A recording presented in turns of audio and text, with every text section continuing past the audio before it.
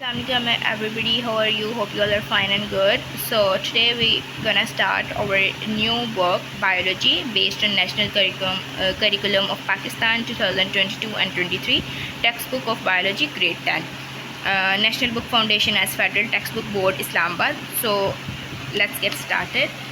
Our new chapter that is about digestive system. So सबसे पहले आप कोई पूछता है कि व्हाट इज़ डाइजेस्टिव सिस्टम या डाइजेस्टिव सिस्टम क्या है, डाइजेशन क्या है। तो डाइजेस्टिव सिस्टम हमारे पास जो भी हम चीज़ खाते हैं, हमारे माउथ के ज़रिए हम कोई भी चीज़ खाते हैं ना, जब खाते हैं तो वो एक पाइप सा इसोफेगस पाइप फेरेनिक्स से होते थे, इसोफेगस पाइप होता है, एक एलिमेंट्री कैनाल होती है। क्या होता है, यहाँ से जाके स्टमक में जाता है, स्टमक में से आगे फिर वहाँ पे कुछ केमिकल रिएक्शंस होते हैं और फिर हमारे बॉडी से एज अ वेस्ट मटेरियल वो क्या होता है, निकल आता है। तो यही सारा प्रोसेस हम पढ़ेंगे, कौन कौन से पार्ट्स, कौन कौन से ऑर्गन्स और कौन कौन से रिएक्शंस होते हैं हमारी बॉडी में जब हम फूड को इनगल्फ करते हैं, और फिर क्या चीज़ें ऐसी होती हैं जिसकी वजह से हमारी बॉडी उस फूड को हज़म कर लेती है, और फिर जो हमारे पास वेस्ट मटेरियल होता है वो बॉडी से कैसे निकलता है, और क्या कौन कौन से इसके अंदर डिजीज़ भी हो सकते हैं। अगर ना ऐसा हो तो क्या आपको बीमारियां लग सकती हैं, या इससे क्या आपको प्रॉब्लम्स हो सकती हैं, और अगर ये होता है कैसे होता है, किस तरह, ये कौन सा एक बहुत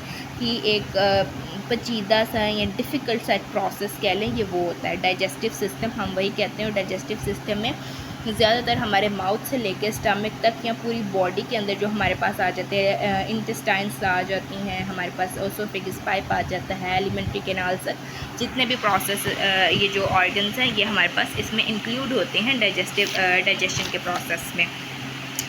सो आज हम पढ़ेंगे कि इंजेशन क्या होता है, डाइजेशन क्या होता है, एब्जॉर्प्शन क्या होता है, असिमिलेशन क्या होता है, इजेशन क्या होता है, ह्यूमन एलिमेंट्री कैनाल क्या चीज़ है, ये क्या होती है। पहले तो हम इसे वर्ड टू वर्ड पढ़ेंगे, इसका ओवरव्यू लेंगे, फिर eight the end of this video I will also provide you notes कि आपने पेपर या एग्ज़ाम में कैसे लिखना है। एग्ज़ाम में आप सारा तो याद नहीं ना कर सकते, आप word to word as it is तो आप उसे नहीं याद कर सकते, बट बायोलॉजी ऐसा है कि आपने उसमें कुछ ऐसे साइंटिफिक वर्ड्स और ऐसे साइंटिफिक टर्म्स यूज़ करनी होती है। अगर आप वो यूज़ ना करें तो आपका क्वेश्चन रॉन्ग भी हो सकता है। अब इजेशन, आप इजेशन की जगह आप कोई और वर्ड इससे सिनोनिम इसका यूज़ कर लेते तो वो एक्सेप्टेबल नहीं है, बट हमने यही यूज़ करना होता है। ठीक है, तो हम इस पहले वर्ड टू वर्ड करेंगे, फिर उसके बाद हम क्या करेंगे, विद नोट्स आपको नोट्स भी इस वीडियो के एंड पे प्रोवाइड किए जाएंगे, और उसके बाद इसका टेस्ट भी हम जब ये चैप्टर कंप्लीट हो जाएगा एट द एंड हमसे एक ग्रैंड टेस्ट भी कंडक्ट करेंगे। और ये सब कुछ फुली फ्री है, मतलब कुछ भी इसके हम मनी कोई चार्ज नहीं कर रहे इसके।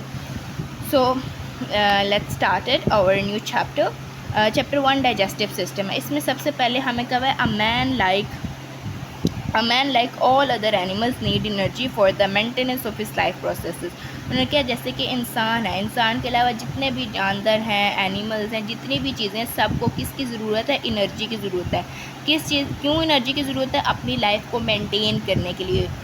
ठीक है, उसमें लिखा है the energy comes from the metabolism of food substances which need to be digested. और एनर्जी कहाँ से आती है? मेटाबॉलिज्म ऑफ फूड सब्सटेंसेस, यानी जो हम खाना खाते हैं उसमें से एनर्जी आती है, और उस खाने को डाइजेस्ट होना बहुत ज़रूरी है। डाइजेस्ट मीन्स हज़म होना बहुत ज़रूरी है।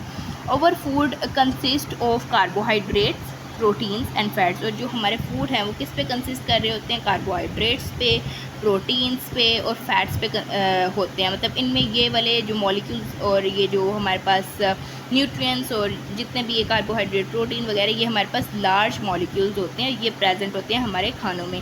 This are very large molecules, ये बहुत बड़े मॉलिक्यूल्स होते हैं, यानी बहुत बड़े से होते हैं। जब हम मतलब इसे यूँ ही डाइजेस्ट नहीं कर सकते डायरेक्टली ने, तो मतलब लार्ज मॉलिक्यूल्स होते हैं जो हमारी बॉडी एज इट इज़ इन्हें डाइजेस्ट नहीं कर सकती। Every cell of the body needed these molecules for its proper functioning. हर सेल, जितने हमारी बॉडी में हज़ारों सेल होते हैं, और हर सेल को इन इन मॉलिक्यूल्स की ज़रूरत होती है, और अपने फंक्शन को प्रॉपरली रन करने के लिए। कोई डाइजेस्ट कर रहा है, कोई आपको केमिकल रिएक्शंस में हेल्प कर रहा है, कोई आपको कोई इंजाइम्स दे रहा है, इंजाइम्स वगैरह, इस तरह की बहुत सारी चीज़ें हमारी बॉडी में हो रही होती हैं। और इन सारी चीज़ें के होने के लिए इन सारी चीज़ों को किसकी ज़रूरत होती है? इन लार्ज मॉलिक्यूल्स की ज़रूरत होती है। और large molecules as it is तो हम डाइजेस्ट नहीं कर सकते, तो फिर हमारे पास क्या होता है? Digestive system perform ingestion, digestion, ये 5 प्रोसेसेस करता है। Ingestion, digestion, absorption, assimilation and egestion, ये 4 से 5 ये प्रोसेसेस क्या करता है? हमारे पास जो डाइजेस्टिव सिस्टम है ये परफॉर्म करते हैं, ताकि ये मॉलिक्यूल्स क्या, जो बड़े बड़े मॉलिक्यूल्स हैं, फॉर एग्जांपल इतने मॉलिक्यूल्स हैं, इस तरह बड़े बड़े मॉलिक्यूल्स हैं, हम इन्हें नहीं खा सकते, तो ये क्या करते हैं? एज ए इन्हें ब्रेक डाउन करते हैं और इस तरह स्मॉल पार्टिकल्स लाइक शेप में से डिस्ट्रीब्यूट कर देते हैं। और ये सारा प्रोसेस किसके थ्रू होता है? डाइजेस्टिव सिस्टम के थ्रू होता है। और डाइजेस्टिव सिस्टम में आगे कौन से प्रोसेसेस होते हैं? मोस्ट इंपॉर्टेंट क्वेश्चन है कि डाइजेस्टिव सिस्टम परफॉर्म व्हाट। आप इंजेशन, डाइजेशन, ये शॉर्ट क्वेश्चन भी आ सकते हैं यहाँ से, और ये यहाँ से लॉन्ग से शॉर्ट और एमसीक्यूज़ भी यहाँ से बन सकता है। उसके बाद इंजेशन, डाइजेशन, अब्जॉर्प्शन और आइसमिलेशन इंजेशन की बात कर लेते हैं। अब उनके taking in of the food is called ingestion, यानी खाने को जब हम माउथ के ज़रिए, यहाँ से माउथ के ज़रिए हम खाने को जब अंदर लेके जाते हैं, उस प्रोसेस को हम क्या कहते हैं? इंजेशन कहते हैं। खाने को अंदर लेने मतलब खाने को मुंह के अंदर लेके जाने का जो प्रोसेस है उसे हम क्या कहेंगे? इंजेशन कहेंगे।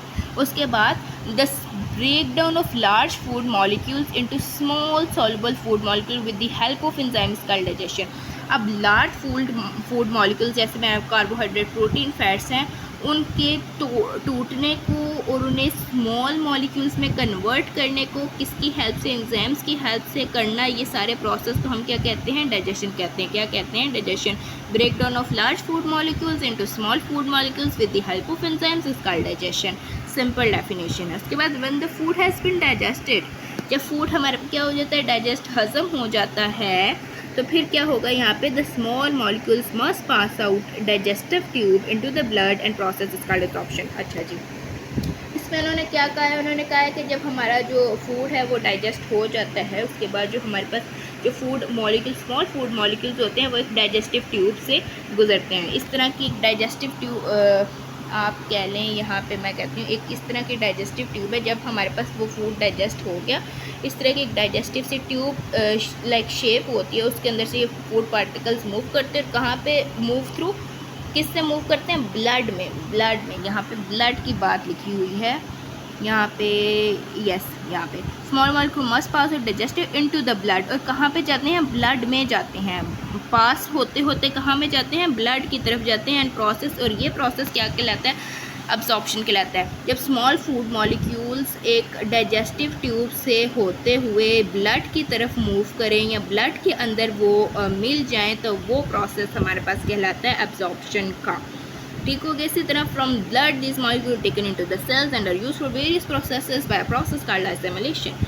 इसमें इन्होंने कहा कि अब ब्लड से, यानी हमारा जो खून है, खून से जब ये वाले पार्टिकल सेल्स की तरफ मूव करते हैं, तो वो प्रोसेस क्या कहलाता है? आइसमिलेशन। वो प्रोसेस क्या कहलाता है? आइसमिलेशन कहलाता है। उसके बाद the process by which undigested part of the food is removed from the body is called egestion. और यहाँ पे उन्होंने लिखा है कि जब सारा प्रोसेस ये आइसमिलेशन तक हो जाता है, तो जो अनडाइजेस्टेड पार्ट फूड का होता है, जो हमारी बॉडी में डाइजेस्ट नहीं किया था हमारी बॉडी ने, वो जो पार्ट होता है फूड का, वो बॉडी से जब रिमूव होता है, तो वो जो रिमूवल का प्रोसेस है, उस प्रोसेस को हम इजेशन कहते हैं। तो egestion, absorption, assimilation, digestion, ingestion terms बहुत इंपॉर्टेंट है, आपने यूज़ करनी है। इजेशन की जगह आप ये नहीं कर सकते रिमूवल प्रोसेस, ये नहीं लिख सकते, आप इजेशन ही लिखेंगे। तो समरी करें, इसे समराइज़ करें जल्दी से। तो उन्होंने कहा कि फूड को अंदर लेके जाना बॉडी में, वो क्या कहलाता है? इंजेशन कहलाता है। उसके बाद large food molecule small food molecules में जब ब्रेक डाउन करते हैं, तो उस प्रोसेस को क्या करते हैं? डाइजेशन कहते हैं। इसी तरह जब small food molecules digestive tube से पास होते हुए ब्लड में जाते हैं, तो उस प्रोसेस को क्या कहते हैं? एब्जॉर्प्शन कहते हैं। बिल्कुल इसी तरह जब ब्लड से मॉलिक्यूल, ये जो स्मॉल मॉलिक्यूल्स होते हैं, ब्लड से सेल की तरफ मूव करते हैं, तो इस प्रोसेस को आइसमिलेशन कहते हैं। और वो फूड जो डाइजेस्ट नहीं होता बॉडी में, अनडाइजेस्टेड फूड जब बॉडी से रिमूव होता है, तो उस प्रोसेस को रिमूव होता है, तो उस प्रोसेस को उसको इजेशन कहते हैं। तो सिंपली डाइजेस्टिव सिस्टम में ये जो 5 प्रोसेसेस होते हैं, इनकी हेल्प से हमारा बॉडी से अनडाइजेस्टेड पार्ट या अनडाइजेस्टेड फूड निकलता भी है और डाइजेस्ट भी बॉडी में होता है। सिंपल सी ये 5 टर्म्स थी, आपने याद करनी है, and it is very very important for both point of view से। ये टर्म्स और ये short question as well as long question के लिए बहुत इंपॉर्टेंट। अगर शॉर्ट आता है तो आपसे कोई पूछ लेते हैं what is digestion and digestion, नहीं तो पाँचों की पाँचों लॉन्ग में पूछ सकते हैं और आपको ये डायग्राम का भी कह सकते हैं। ठीक है, इस डायग्राम को अभी हम पढ़ते हैं। द ह्यूमन डाइजेस्टिव सिस्टम की डायग्राम है। यहाँ पे क्या ओरल कैविटी है, टंग है, टूथ है। इस डायग्राम को हम आगे थोड़ा ब्रीफली आगे जाके थोड़ा पढ़ेंगे, क्योंकि इसका आगे भी बहुत ज़्यादा रोल है अगले पेजेस में, अगले जो भी टर्म्स हमारे पास यूज़ हो रही हैं। इसके बाद ह्यूमन एलिमेंट्री कैनाल। अब एलिमेंट्री कैनाल क्या होती है, इनमें क्या होता है कि एलिमेंट्री कैनाल में कई लोग कहते हैं एलिमेंट्री कैनाल यहाँ तक, आइसोफेगस को कह देते हैं, बट ऐसा नहीं है कि आइसोफेगस जो होती है वो एलिमेंट्री कैनाल नहीं होती। यहाँ से स्टार्ट होके eight the end of this तक ये सारी हमारे पास एलिमेंट्री कैनाल कहलाएगी। तो पढ़ लेते हैं इसे, human alimentary canal. The organs which take part in the process of digestion, वो ऑर्गन्स जो डाइजेशन के प्रोसेस में हिस्सा लेते हैं, मेक द डाइजेस्टिव सिस्टम। और वो सारे ऑर्गन्स क्या होते हैं, डाइजेस्टिव सिस्टम में होते हैं। हर वो ऑर्गन जो डाइजेशन में हेल्प करते हैं वो डाइजेस्टिव सिस्टम कहलाते हैं। The human digestive system consist of 2 set of organs. अब जो ह्यूमन डाइजेस्टिव सिस्टम है वो 2 तरह के 2 सेट ऑर्गन्स के जो 2 सेट होते हैं उन पे मुश्तमिल होता है। कौन सा, the alimentary canal, digestive glands.